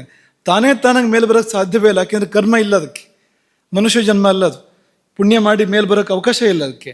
ಜಾಯಸ್ವ ಮ್ರಿಯಸ್ವ ಅಷ್ಟೇ ಅದ್ರ ವ್ಯವಸ್ಥೆ. ಹುಟ್ಟು ಸಾಯಿ ಸ್ವತಂತ್ರ ಕರ್ಮ ಅದಕ್ಕಿಲ್ಲ. ಮೇಲೆ ಬರೋದು ಹೇಗೆ ಅಂದರೆ, ಯಾರಾದರೂ ಒಬ್ಬ ಪುಣ್ಯಾತ್ಮನ ಹೊಟ್ಟೆ ಸೇರಿದರೆ ಅವನು ಒಳ್ಳೆಯದಾಗಿ ಬದುಕಿದರೆ ಸಾಕು, ಇದು ಉದ್ಧಾರ ಆಗುತ್ತೆ ಅದರಿಂದಾಗಿ. ಹಾಗಾಗಿ ನಿತ್ಯ ನಿತ್ಯ ಜೀವಗಳ ಉದ್ಧಾರ ಮಾಡ್ಬೋದು, ಕೇವಲ ಊಟದ ಮೂಲಕ ಉದ್ಧಾರ ಮಾಡ್ಬೋದು. ಯಾವುದಕ್ಕೆ ಅನ್ವಯ ಇದು ಅಂದರೆ, ನಿಜವಾದ ಊಟಕ್ಕೆ ಅನ್ವಯ, ಆದರ್ಶವಾದ ಊಟಕ್ಕೆ ಅನ್ವಯ. ಈಗ ಸೃಷ್ಟಿ ಊಟವನ್ನು ಹೇಗೆ ವಿನ್ಯಾಸ ಮಾಡುತ್ತೋ, ಮೊಟ್ಟ ಮೊದಲಾಗಿ ಈ ಊಟವನ್ನು ವಿನ್ಯಾಸ ಮಾಡುವಾಗ ಸೃಷ್ಟಿ ಅಥವಾ ಭಗವಂತ ಭೋಜನವನ್ನು ವಿನ್ಯಾಸ ಮಾಡಿಕೊಡುವಾಗ ಯಾವ ಅರ್ಥದಲ್ಲಿ ವಿನ್ಯಾಸ ಮಾಡಿಕೊಟ್ನೋ ಆ ರೀತಿಯಲ್ಲಿ ಊಟ ಮಾಡಿದರೆ ಪ್ರತಿನಿತ್ಯ ಜೀವಗಳು ಉದ್ಧಾರ ಆಗ್ತಾ ಇರುತ್ತೆ. ಅದಲ್ಲದೆ ನಾವು ಬೇಡದೇ ಇರೋದು ಏನಾರು ಮಾಡಿದರೆ, ಊಟ ಮಾಡಿ ಶಕ್ತಿ ಪಡೆದು ಕೆಟ್ಟ ಕೆಲಸ ಮಾಡಿದರೆ ಆ ಜೀವದ ಶಾಪ ನಮಗಿರುತ್ತೆ. ಯಾವುದನ್ನು ತಿಂದವೋ ನಾವು ಅದರ ಶಾಪ ನಮಗಿರುತ್ತೆ. ಯಾಕೆಂದರೆ ಇನ್ನು ನನ್ನನ್ನು ಸದುಪಯೋಗ ಮಾಡಲಿಲ್ಲ, ನನ್ನನ್ನು ಹಿಂಸೆ ಮಾಡಿದೆ, ಕೊಂದೆ, ತಿಂದು ಕೆಟ್ಟ ಕೆಲಸ ಮಾಡಿದೆ, ಹಾಗಾಗಿ ಅದರ ಶಾಪ ನಮಗಿರುತ್ತೆ. ಆಹಾರ ಮುಂದೆ ನಮಗೆ ದುರ್ಲಭ ಆಗ್ತಾ ಹೋಗ್ಬೋದು. ಬರುವ ಜನ್ಮಗಳಲ್ಲಿ ನಾವು ಉಪವಾಸ ಬಿದ್ದು ಪ್ರಾಣ ಬಿಡುವ ಸಂದರ್ಭಗಳು ಕೂಡ ಬರ್ಬೋದು, ಸಾಧ್ಯತೆ ಇದೆ ಅಂತ. ಹಾಗಾಗಿ ಇಂಥದ್ದೊಂದು ಪ್ರಕ್ರಿಯೆ, ಒಂದು ಅದ್ಭುತವಾಗಿರ್ತಕ್ಕಂಥ ಅದ್ವೈತದ ಪ್ರಕ್ರಿಯೆ. ಒಂದು ಅರ್ಥದಲ್ಲಿ ಜೀವಾದ್ವೈತ, ಇನ್ನೂ ಮುಂದಕ್ಕೆ ಹೋಗಿ ನೋಡಿದರೆ ಜೀವ ದೇವಾದ್ವೈತವೂ ಹೌದದು. ಯಾಕೆ? ಅನ್ನಂ ಬ್ರಹ್ಮ ಅಲ್ವಾ? ಅನ್ನಂ ಬ್ರಹ್ಮ ಅಂತಾದರೆ ಆ ಬ್ರಹ್ಮದೊಟ್ಟಿಗೂ ನಾವು ಅದ್ವೈತ ಸಾಧನೆ ಮಾಡ್ತಾ ಇರ್ತೇವೆ. ಜೀವ ಅನ್ನೋದು ಒಂದು ಮಟ್ಟದ ನೋಟದಲ್ಲಿ ಹೇಳಿರೋ ಮಾತದು. ಇನ್ನು ಮುಂದಕ್ಕೆ ಹೋಗಿ ನೋಡಿದರೆ ಅನ್ನಂ ಬ್ರಹ್ಮ. ಹಾಗಾಗಿ ಸರಿಯಾಗಿ ಊಟ ಮಾಡಿದರೆ ಅದು ಜೀವ ದೇವಾದ್ವೈತವೂ ಕೂಡ ಆಗೋಕ್ಕೆ ಸಾಧ್ಯ ಇದೆ. ಅನ್ನಪೂರ್ಣ ಪರಮೇಶ್ವರಿ ಅದು ಅನ್ನಂ ಬ್ರಹ್ಮ ಅಂತಾಗಿದ್ದರಿಂದ ಅಲ್ಲಿಯೇ ಅದ್ವೈತ ಸಾಧನೆ ಆಗುವಂಥದ್ದು, ನಿತ್ಯವೂ ಕೂಡ ಆ ಭಾವ ಇದ್ದಾಗ ಆಗುವಂಥದ್ದು. ಹಾಗಾಗಿ ಹೀಗೆ ನಿತ್ಯ ಊಟದಲ್ಲಿ ನಾವು ಈ ಅದ್ವೈತ ಸಾಧನೆಯನ್ನು ಮಾಡಬೇಕು. ಅದಾಗದಿದ್ದರೆ ಅಲ್ಲೇ ಎಲ್ಲ ಸಮಸ್ಯೆಗಳ ಆರಂಭ. ಆಗಲಿಲ್ಲ ಅಂದರೆ, ಈಗ ಆಹಾರ ಪೂರ್ತಿ ಜೀರ್ಣ ಆಯಿತು ಅನ್ನೋದು ಒಂದು ಮಟ್ಟದ ಅದ್ವೈತ, ಅದು ಭೌತಿಕ ಅದು. ಆದರೆ ಅನ್ನಂ ಬ್ರಹ್ಮ ಎನ್ನುವ ಭಾವ, ಅನ್ನಂ ಬ್ರಹ್ಮ ರಸೋ ವಿಷ್ಣು ಭೋಕ್ತಾ ದೇವೋ ಮಹೇಶ್ವರ ಎನ್ನುವಂಥ ಭಾವ, ಈ ಭಾವದಲ್ಲಿ ಊಟ ಮಾಡೋಕ್ಕೆ ಪ್ರಾರಂಭ ಮಾಡಿದರೆ ಆಗ ಅದು ಇನ್ನೊಂದು ಮಟ್ಟದ ಅದ್ವೈತ ಆಗುತ್ತೆ. ಅದು ಮುಕ್ತಿಗೆ ಕರ್ಕೊಂಡು ಹೋಗುತ್ತೆ ನಮ್ಮನ್ನು. ಅದು ತಿಂದ ಅನ್ನ ಅದು ಅನ್ನವಾಗಿ ಉಳಿಯೋದಿಲ್ಲ, ಅನ್ನಪೂರ್ಣೇಶ್ವರಿ ಆಗುತ್ತೆ. ಅದು ಮತ್ತೊಂದು ಮಟ್ಟದ ಅದ್ವೈತ. ಇದಾದಾಗ ಅವನು ಇನ್ನೂ ಮೇಲಕ್ಕೆ ಹೋಗ್ತಾನೆ, ಅನ್ನದ ಮೂಲಕವಾಗಿ ಅವನು ಉದ್ಧಾರವೇ ಆಗ್ತಾನೆ. ಇಷ್ಟು ಸಂಗತಿಗಳು ಈ ಒಂದು ನಿತ್ಯದ ಊಟದಲ್ಲಿದೆ. ಇದ್ರ ಮೇಲೆ ಏನಾದರೂ ಪ್ರಶ್ನೆ ಬರುತ್ತಾ ನಿಮಗೆ? ಪ್ರಶ್ನೆ ಇದೆಯಾ? ಇದ್ರ ಮೇಲೆ ಏನಾದರೂ ಸಂಶಯ ಇದೆಯಾ? ಅದ್ವೈತ ಇದೆಯೋ ಇಲ್ವೋ ಹೇಳಿ. ಹೊಟ್ಟೆಗೆ ಹೋದ್ಮೇಲೆ ಹಾಗೆ ಇದ್ರೆ ಏನಾಗುತ್ತೆ? ಹೊಟ್ಟೆಗೆ ಹೋದ್ಮೇಲೆ ಹೇಗಿದೆಯೋ ಹಾಗೇ ಇದೆ, ಏನಾಗುತ್ತೆ ಪರಿಣಾಮ? ಏನಾಗುತ್ತೆ?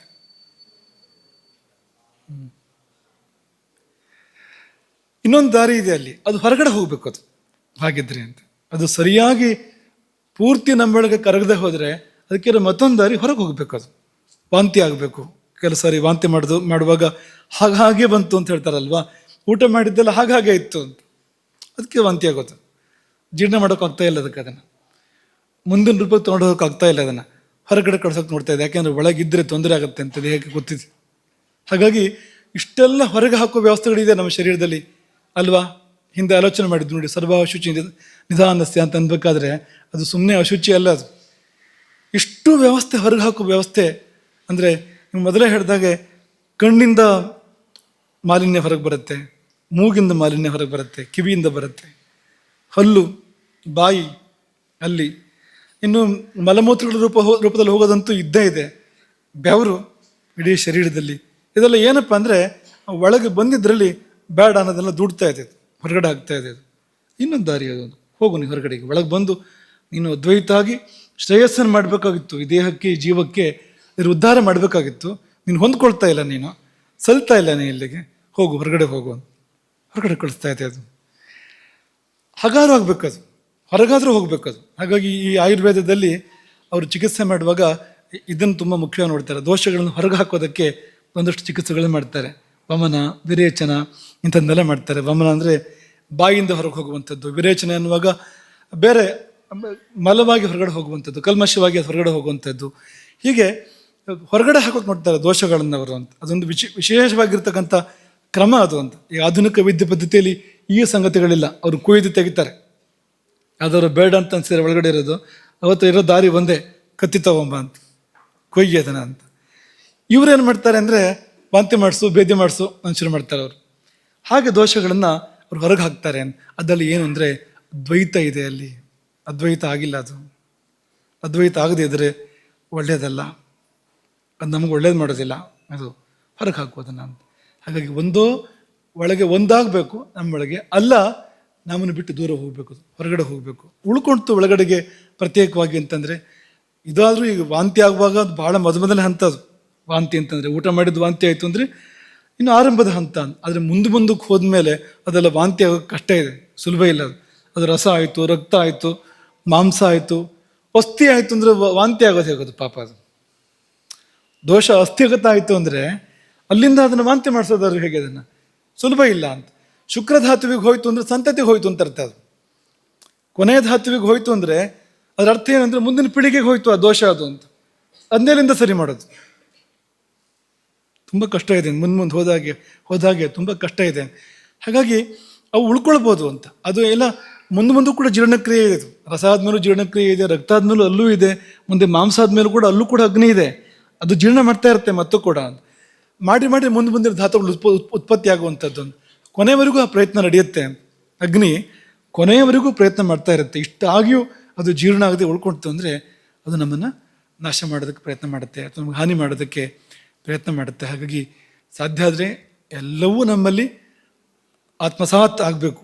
ಈಗ ಜ್ಞಾನಿಗಳು, ಮಹಾತ್ಮರು, ಜ್ಞಾನಗಳು ಇರ್ತಾರಲ್ಲ, ಅವ್ರು ಎಷ್ಟೋ ಸತಿ ಅವ್ರಿಗೆ ದೇಹದಿಂದ ಹೊರಗೋಗೋ ಅಂಶಗಳೇ ಇರೋದಿಲ್ಲ. ಅದೇನು ರೋಗ ಅಲ್ಲ, ಮಲಬದ್ಧತೆ ಅಲ್ಲ ಅವರಿಗೇನು. ಆದರೆ ಅವರು ಹೊರಗೆ ಹೋಗೋ ಸಂದರ್ಭ ತುಂಬ ಕಡಿಮೆ ಇರ್ಬೋದು, ಹೊರಗೆ ಹೋಗೋ ಅಂಶಗಳೇ ತುಂಬ ಕಡಿಮೆ ಇರ್ಬೋದು. ಅಗ್ನಿ ತುಂಬ ಚೆನ್ನಾಗಿದ್ದರೆ ಹೊರಗೆ ಹೋಗೋ ಅಂಶಗಳೇ ತುಂಬ ಕಡಿಮೆ ಇರ್ಬೋದು. ಎಲ್ಲವನ್ನೂ ಪರಿವರ್ತನೆ ಮಾಡಿ, ಶುಭವಾಗಿ ಪರಿವರ್ತನೆ ಮಾಡಿ ಒಳಗಡೆ ಇಟ್ಕೊಳ್ಬೋದು. ಅದು ಇಲ್ಲಿದ್ದರೆ ಅದೆಲ್ಲ ಹೋಗೋ ಅಂಶವೇ ತುಂಬ ಜಾಸ್ತಿ ಆಗುತ್ತೆ. ಯಾಕೆಂದರೆ ಅಗ್ನಿಗೆ ಶಕ್ತಿ ಇಲ್ಲ. ಅಗ್ನಿಗೆ ಅದನ್ನು ಮುಂದಿನ ಪರಿಣಾಮ ಮಾಡುವಂಥ, ಶುಭ ಪರಿಣಾಮ ಮಾಡುವಂಥ ಶಕ್ತಿ ಇಲ್ಲದೆ ಇದ್ದಾಗ ದೂಡು, ಹೊರಗೆ ಹಾಕು ಅನ್ನೋ ಥರ ಸಂದರ್ಭ ಬರ್ಬೋದು. ಜ್ಞಾನಿಗಳಲ್ಲಿ ಹೊರಗೆ ಹೋಗುವಂಥದ್ದಲ್ಲಿ ಶುಭವೂ ಹೊರಗೆ ಹೋಗ್ಬೋದು. ಈಗ ಅವ್ರ ಬೆವರು ಇರ್ಬೋದು, ಅಥವಾ ಕೂದಲು ಇರ್ಬೋದು, ಅದೆಲ್ಲ ಶುಭವೇ ಆಗಿರುತ್ತೆ. ಅದಂತ ಒಂದೊಂದು ಕೂಡ ಅವರ ಶರೀರದಿಂದ ಏನು ಹೊರಗೆ ಬರುತ್ತೋ ಎಲ್ಲವೂ ಶುಭವೇ ಆಗಿರುತ್ತೆ. ಯಾಕೆಂದರೆ ಅಲ್ಲಿ ಎಲ್ಲವೂ ಅದ್ವೈತವಾಗಿ ಮತ್ತು ಶರೀರದ ಪ್ರಕ್ರಿಯೆ ದೃಷ್ಟಿಯಿಂದ ಒಂದಷ್ಟು ಹೊರಗಡೆ ಹೋಗಬೇಕು. ಅಷ್ಟು ಇಟ್ಕೊಳ್ಳೋಕ್ಕಾಗಲ್ಲ ಅಲ್ವಾ? ಒಳ್ಳೆಯದೇ ಆದರೂ ಕೂಡ ಎಷ್ಟು ಇಟ್ಕೊಳ್ಬೋದು ನಾವು? ಒಂದು ಮಿತಿ ಇದೆ ಅದಕ್ಕೆ. ಅದಾದ್ಮೇಲೆ ಹೊರಗಡೆ ಕಳಿಸ್ಬೇಕಾಗುತ್ತೆ ಅದನ್ನು. ಹಾಗೆ ಬಂದಾಗ ಶುಭವೇ ಆಗಿ ಹೊರಗೆ ಬರೋಕ್ಕೆ ಸಾಧ್ಯ ಇದೆ. ಅದು ದೊಡ್ಡವ್ರ ಮಾತು ಅದು. ಆದರೆ ಸಾಮಾನ್ಯ ಜನರ ಮಾತು ಏನಂದರೆ ಒಂದು ಜೀರ್ಣ ಆಗಬೇಕು ಅಥವಾ ಹೊರಗಡೆ ಹೋಗಬೇಕು, ಎರಡರಲ್ಲಿ ಒಂದಾಗಬೇಕು. ಇದು ಆಹಾರದ ಒಂದು ಪ್ರಕ್ರಿಯೆ. ಹಾಗೆ ಇನ್ನೊಂದು ಮಾತನ್ನು ಹೇಳಿ ನಿಲ್ಲಿಸೋದಾದರೆ, ವಾಹನಕ್ಕೆ ಇಂಧನ ಬೇಕು ಅಲ್ವಾ? ಹಾಗೆ ಶರೀರಕ್ಕೂ ಆಹಾರ ಬೇಕು. ಇದು ಅದ್ಭುತವಾಗಿರೋ ವಾಹನ ಇದು, ದೇಹ ಅನ್ನುವಂಥದ್ದು. ಹಾಗಾಗಿ ಇಂಧನ ಬೇಕು ಅದಕ್ಕೆ. ಯಾಕೆಂದರೆ ಎಷ್ಟು ಕೆಲಸ ಮಾಡುತ್ತೆ ಒಂದು ದಿನದಲ್ಲಿ ಶರೀರ ಅಂತಂದರೆ, ಶರೀರ ಮನಸ್ಸು ಅಷ್ಟು ಕೆಲಸಗಳನ್ನ ಮಾಡ್ತೇವೆ. ಯಾವ ಯಂತ್ರವೂ ಕೂಡ ಅಷ್ಟು ಕೆಲಸ ಮಾಡೋಕ್ಕೆ ಸಾಧ್ಯ ಇಲ್ಲ. ಪ್ರಪಂಚದ ಯಾವುದೇ ಮನುಷ್ಯ ನಿರ್ಮಿತ ಯಂತ್ರ ಈ ಯಂತ್ರ ಮಾಡೋಷ್ಟು ಕೆಲಸ ಮಾಡೋದಿಲ್ಲ. ಬರೀ ಒಂದು ಮನಸ್ಸನ್ನು ತಗೊಂಡ್ರೆ ಅದು ಮಾಡೋ ಕೆಲಸವನ್ನು ಪ್ರಪಂಚದ ಯಾವ ಯಂತ್ರವೂ ಕೂಡ ಮಾಡೋದಿಲ್ಲ. ಅಷ್ಟು ಕೆಲಸ ಮಾಡ್ತವೆ ಇವು. ಅಷ್ಟು ಕೆಲಸ ಮಾಡಿದಾಗ ಅದಕ್ಕೆ ಏನಾದ್ರು ಬೇಕಲ್ವಾ? ಇಂಧನ ಬೇಕಲ್ವಾ? ಏನಾದ್ರು ಅದಕ್ಕೆ ಉತ್ತಮವಾದ ಇಂಧನ ಬೇಕು. ಈಗ ನಿಮ್ಮ ದ್ವಿಚಕ್ರ ವಾಹನ, ನಿಮ್ಮ ಮನೆ ದ್ವಿಚಕ್ರ ವಾಹನ, ಚತುಶ್ಚಕ್ರ ವಾಹನ, ಅದಕ್ಕೆ ಬೇಕಾಗಿರೋ ಇಂಧನ ವಿಮಾನಕ್ಕೆ ಸಾಕಾಗೋದಿಲ್ಲ ಅಂತ. ವಿಮಾನಕ್ಕೆ ತುಂಬ ಉತ್ತಮವಾದ ಇಂಧನ ಬೇಕಾಗುತ್ತೆ, ಯಾಕಂದರೆ ಉತ್ತಮವಾದ ವಾಹನ ಅದು, ಉತ್ತಮವಾದ ಇಂಧನ ಬೇಕಾಗುತ್ತೆ ಅದು. ಇದಕ್ಕೂ ಕೂಡ ಹಾಗೆ ಉತ್ತಮವಾದ ಇಂಧನ ಅಂದರೆ ಜೀವೇಂಧನವೇ ಬೇಕು ಅದಕ್ಕೆ. ಇದು ಜೀವ ಅಲ್ವಾ, ಇದು ಜೀವೇಂಧನವೇ, ಅಂಥ ಉತ್ಕೃಷ್ಟವಾಗಿರ್ತಕ್ಕಂಥ ಇಂಧನವನ್ನೇ ಅದು ತಗೊಳ್ತಾ ಇರಬೇಕಾಗತ್ತೆ ಶರೀರ ಅಂತ. ಯಾಕೆಂದರೆ ಇದು ತನ್ನ ಕೆಲಸ ಮಾಡ್ತಾ ಮಾಡ್ತಾ ಮಾಡ್ತಾ ಕಳ್ಕೊಳ್ತಾ ಇರುತ್ತೆ. ಸುಮ್ಮನೆ ಆಗೋದಿಲ್ಲ ಅದು. ಒಂದು ಒಳ್ಳೆ ಕೆಲಸ ಮಾಡಬೇಕು ಅಂದರೆ ತ್ಯಾಗ ಬೇಕಾಗತ್ತೆ ನೋಡಿ. ಒಂದು ರಾಜ್ಯ ಕಟ್ಟಬೇಕು ಅಂದರೆ ಎಷ್ಟು ಜನ ಪ್ರಾಣ ಕಳ್ಕೊಳ್ತಾರೆ. ಒಬ್ಬ ಚಕ್ರವರ್ತಿ ಆಗ್ತಾನೆ ಅಂತಂದರೆ ಎಷ್ಟು ಜನ ಪ್ರಾಣ ಕಳ್ಕೊಂಡಿರ್ತಾರೆ, ಎಷ್ಟು ಜನ ಎಂತೆಂಥ ಕಷ್ಟಗಳನ್ನ, ಗಂಡನ ಕಳ್ಕೊಂಡಿರ್ತಾರೆ, ಮಕ್ಕಳನ್ನ ಕಳ್ಕೊಂಡಿರ್ತಾರೆ, ಏನೇನಾಗಿರುತ್ತೆ ನೋಡಿ, ಆಲೋಚನೆ ಮಾಡಿ ನೀವು. ಹಾಗೆ ಇಲ್ಲಿ ರಾಜ ಇದಾನಲ್ಲ ಚಕ್ರವರ್ತಿ, ಇಲ್ಲಿ ಜೀವ, ಅವನು ಚಕ್ರವರ್ತಿ ಅವನು ಬಾಳಬೇಕು ಇಲ್ಲಿ ಅಂತಂದರೆ ತ್ಯಾಗಗಳಾಗ್ತಾನೇ ಇರುತ್ತೆ ಇಲ್ಲಿ ನಿರಂತರವಾಗಿ. ಪ್ರತಿ ಕ್ಷಣವೂ ಜೀವಕೋಶಗಳು ಸಾಯ್ತಾ ಇದೆ ಅಲ್ವಾ, ಅವರೆಲ್ಲ ಸೈನಿಕರು. ಕ್ಷಣವೂ ಜೀವಕೋಶಗಳು ಸಾಯ್ತಾನೇ ಇದೆ ಇಲ್ಲಿ ಅಂತ. ಮತ್ತು ಸಾಯ್ತಾನೆ ಇದ್ಬಿಟ್ರೆ ಹೋಗೋದೊಂದೇ ಆಗ್ತಾ ಇದ್ರೆ, ಬರದೇ ಇದ್ದರೆ ಎಷ್ಟು ಕಾಲ ಉಳಿಯೋಕ್ಕೆ ಸಾಧ್ಯ? ಇದು ಎಷ್ಟು ಕಾಲವೂ ಸಾಧ್ಯ ಇಲ್ವಂತೆ. ನೀವೊಂದು ವಾಹನಕ್ಕೆ ಇಂಧನ ಹಾಕದೆ ಒಂದು ಸ್ವಲ್ಪ ದಿವಸ ಇಟ್ಕೊಳ್ಬೋದು, ಓಡಿಸದೇ ಇದ್ರೂ ಕೂಡ ಇಟ್ಕೊಳ್ಬೋದು ನೀವು ಅದನ್ನು ಅಲ್ವಾ. ಈಗ ಒಳ್ಳೆ ವಾಹನ ಇಂಧನ ಹಾಕಿಲ್ಲ ಅಂದರೆ ಒಂದಷ್ಟು ಕಾಲ ಇರುತ್ತೆ, ತುಕ್ಕು ಹಿಡಿಯೋವರಿಗೆ ಅಂತ ತೊಂದರೆ ಇಲ್ಲ, ಇರುತ್ತೆ ಅದು. ಆದರೆ ಇದು ಇರೋದು ಇಲ್ಲ ಅಂತ. ಒಂದು ವಾರ, 15 ದಿವಸ, 20 ದಿವಸ ಇರೋದು ಇಲ್ಲ. ಯಾಕೆಂದರೆ ಇರೋಕೆ ಅಷ್ಟು ಕೆಲಸ ಇದೆ ಅದಕ್ಕೆ ಅಂತ. ಜೀವಂತ ಇರಬೇಕು ಅಂದರೆ ಅಷ್ಟು ಕೆಲಸ ನಡಿಬೇಕಿಲ್ಲ. ಇದು ಜೀವಂತ ಇರೋಕೆ ಆಗೋದಿಲ್ಲ ಅಂತ, ಅಷ್ಟು ಕೆಲಸ ನಡೀತಾ ಇದೆ. ಒಂದೇ ಒಂದು ಸಂದರ್ಭ ಅಪವಾದ ಇದಕ್ಕೆ. ಮನುಷ್ಯ ಸಮಾಧಿಸ್ಥನಾದರೆ, ನಿರ್ವಿಕಲ್ಪ ಸಮಾಧಿಯನ್ನು ಏರಿದರೆ ಅವನು ಬದುಕ್ಬೋದು, ದೀರ್ಘಕಾಲ ಬದುಕ್ಬೋದು. ಯಾಕೆಂದರೆ ಇಡೀ ಯಂತ್ರ ಸ್ತಬ್ಧ ಆಗಿರುತ್ತೆ, ಪೂರ್ತಿ ಎಲ್ಲ ನಿಷ್ಕ್ರಿಯ ಆಗಿರುತ್ತೆ, ಅಲ್ಲಿ ಏನೂ ನಡೀತಾ ಇರೋದಿಲ್ಲ, ಬಾಳ್ಬೋದು ಅದು. ಅದನ್ನು ಹೊರತುಪಡಿಸಿದರೆ ಬೇರೆಯಂತೆ ಇಲ್ಲಿ ತುಂಬ ಕೆಲಸಗಳು ನಡೀತಾ ಇರುತ್ತೆ, ತುಂಬ ತ್ಯಾಗಗಳಾಗ್ತಾ ಇರುತ್ತೆ, ತುಂಬ ಹಾನಿಗಳು ಈ ಶರೀರಕ್ಕೆ ಆಗ್ತಾನೆ ಇರುತ್ತೆ. ತುಂಬಿಕೊಳ್ತಾನೆ ಇರಬೇಕು. ಉತ್ತಮವಾದ ಇಂಧನ ಬೇಕು, ಉತ್ತಮೋತ್ತಮವಾದ ಇಂಧನ ಬೇಕು. ಹೀಗಾಗಿ ಅನ್ನ ಅನ್ನ ಅನ್ನ ಅಂತ ಹಾಹಾಕಾರ ಅದು ಅಂತ. ಎಲ್ಲಿ ಊಟ ಅಂತ, ಮಧ್ಯಾಹ್ನ ಆದರೆ ಸಾಯಂಕಾಲ ಆದರೆ ಊಟ ಅಂತ. ಯಾಕೆಂದರೆ ಕೆಲಸ ಅಷ್ಟಿದೆ ಅಂತ. ನಾವು ನಿಮಗೆ ಮೊನ್ನೆ ವಿಜ್ಞಾನದ ಒಂದು ಮಾತನ್ನು ಹೇಳಬೇಕಾದ್ರೆ ಹೇಳಿದ್ವು, ದೇಹಯಂತ್ರ ಸಾಯಂಕಾಲ ನಿಧಾನ ಆಗತ್ತೆ, ರಾತ್ರಿ ನಿಧಾನ ಕೆಲಸ ಮಾಡುತ್ತೆ, ಅದು ಹಗಲು ಚುರುಕಾಗಿ ಕೆಲಸ ಮಾಡುತ್ತೆ. ರಾತ್ರಿ ಕಡಿಮೆ ಊಟ ಯಾಕೆ ಮಾಡಬೇಕು ಅಂದರೆ ಕೆಲಸನೂ ಕಡಿಮೆ ಇದೆ. ಹಗಲು ಯಾಕೆ ಜಾಸ್ತಿ ಊಟ ಮಾಡಬೇಕು ಅಂದರೆ ಕೆಲಸ ಜಾಸ್ತಿ ಇದೆ. ಕರ್ಮ ಜಾಸ್ತಿ ಇರೋದ್ರಿಂದ ಊಟವೂ ಜಾಸ್ತಿ ಬೇಕು ಹಗಲು. ರಾತ್ರಿ ಅವನು ಮಲ್ಕೊಂಡಿದ್ದೇ ಮಾಡಬೇಕು ಅವನು, ಹಾಗಾಗಿ ಊಟ ಕಡಿಮೆ ಇರಬೇಕು ಅಂತ. ಈಗ ಹೇಳ್ಬೋದು, ಹಾಗಾದ್ರೆ ಒಂದು ಕೆಲಸ ಮಾಡೋಣ, ರಾತ್ರಿ ಇಡೀ ಕೆಲಸ ಮಾಡ್ತೀನಿ, ಊಟ ಮಾಡ್ತೀನಿ ಅಂತಂದರೆ ಆಯಿತು, ಆ ಕೆಲಸಕ್ಕೆ ಅಷ್ಟು ಊಟ ಬೇಕಾಗತ್ತೆ, ಇಲ್ಲ ಅಂತಲ್ಲ. ಆದರೆ ನೀವು ಹೋಗ್ತಾ ಇರೋದು ಪ್ರಕೃತಿ ವಿರುದ್ಧವಾಗಿ. ಯಾಕೆಂದರೆ ದೇಹ ನಿಧಾನ ಮಾಡು, ನಿಲ್ಲಿಸು ಅಂತ ಹೇಳ್ತಾ ಇದೆ, ನೀನು ಓಡು ಅಂತ ಹೇಳ್ತಾ ಇದೆಯೇ. ನಿನಗೂ ನಿನ್ನ ದೇಹಕ್ಕೂ ಪ್ರತಿ ರಾತ್ರಿ ಜಗಳ. ರಾತ್ರಿ ಕೆಲಸ ಮಾಡ್ತಾರಲ್ಲ ರಾತ್ರಿ ಇಡೀ, ಪಾಪ ಅವ್ರ ಕಷ್ಟ ಏನಂದರೆ ಅವರಿಗೂ, ಅವ್ರ ದೇಹಕ್ಕೂ, ಅವ್ರಿಗೂ ಪಕ್ಕದ ಮನೆಯವರಿಗೂ ಅಲ್ಲ.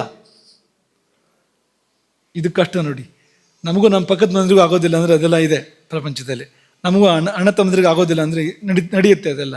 ಆದರೆ ನಮಗೂ ನಮ್ಮ ದೇಹಕ್ಕೂ ಜಗಳ ಬಂದರೆ ಅದು ಎಷ್ಟು ಕಾಲ ಬಾಳೋಕ್ಕೆ ಸಾಧ್ಯ, ಎಷ್ಟು ಚೆನ್ನಾಗಿ ಬಾಳೋಕ್ಕೆ ಸಾಧ್ಯ. ಹಾಗಾಗಿ ದೇಹದ ಅಭಿಪ್ರಾಯ, ಮಲಗು, ನಿದ್ದೆ ಮಾಡು, ನಿಧಾನ ಮಾಡ್ತಾ ಇದೆ ಪ್ರಕ್ರಿಯೆಗಳನ್ನು.